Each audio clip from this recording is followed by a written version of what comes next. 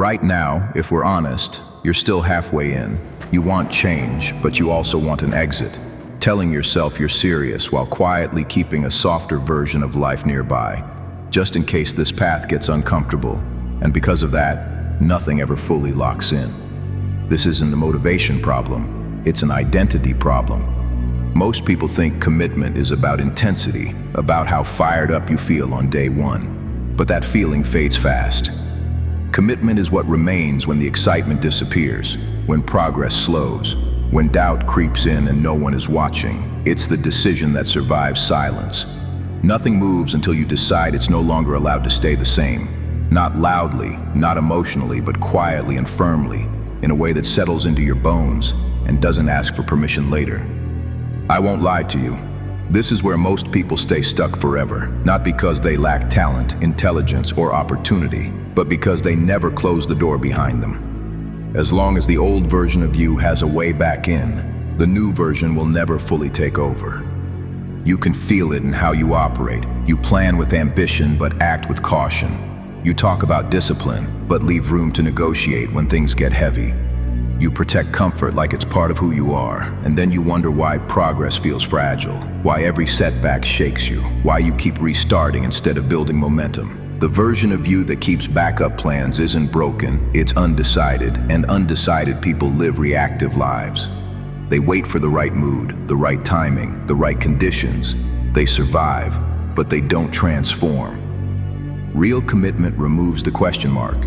It doesn't ask if you feel like it today. It says, this is who I am now. Act accordingly. That's why commitment feels heavy at first, because it removes your excuses, your ability to blame circumstances, energy levels, or external validation, and for the ego that feels dangerous. But that pressure is exactly what forges you. Life will test whatever you say you're committed to. It always does. It will drain your motivation, disrupt your routine, delay your results, and see if you were serious or just excited.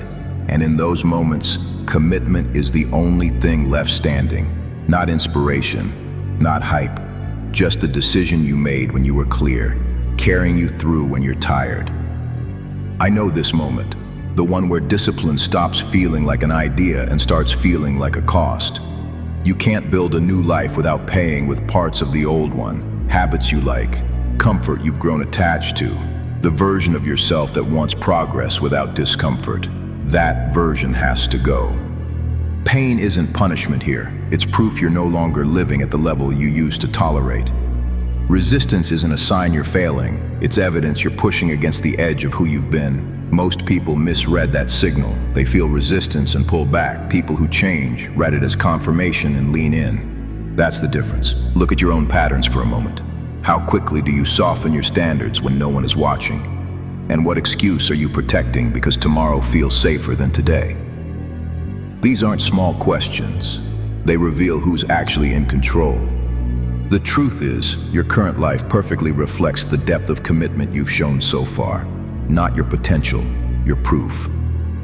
That's uncomfortable, but it's also empowering, because it means nothing external is holding you back. The moment you deepen your commitment, everything downstream begins to shift.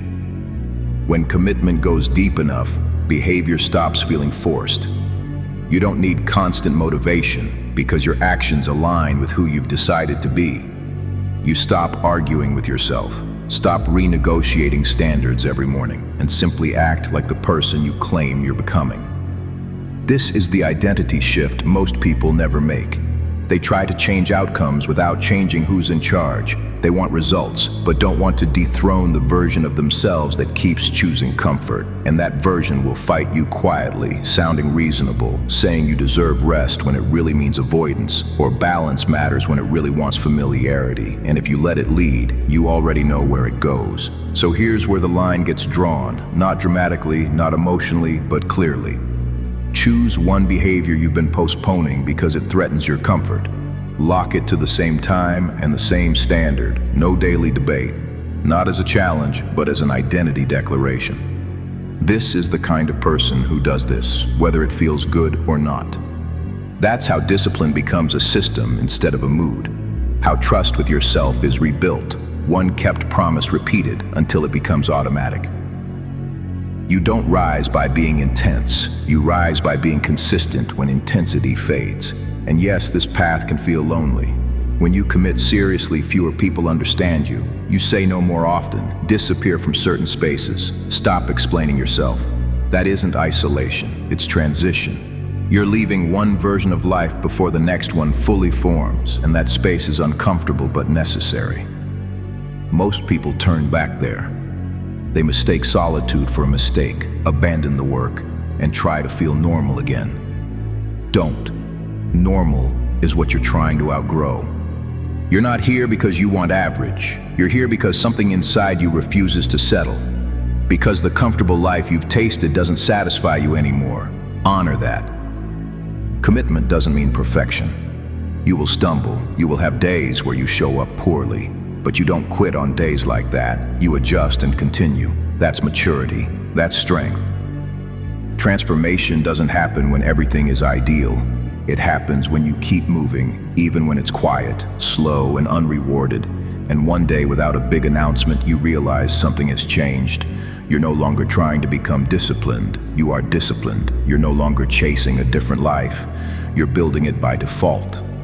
That's the power of real commitment. It changes who you are, and behavior follows naturally. So decide, not with hype, but with finality. Decide which version of you is in control from this point forward, and act in alignment with that decision today, not tomorrow. If you stay here, let this be the place where weak commitments end. Rise little by little.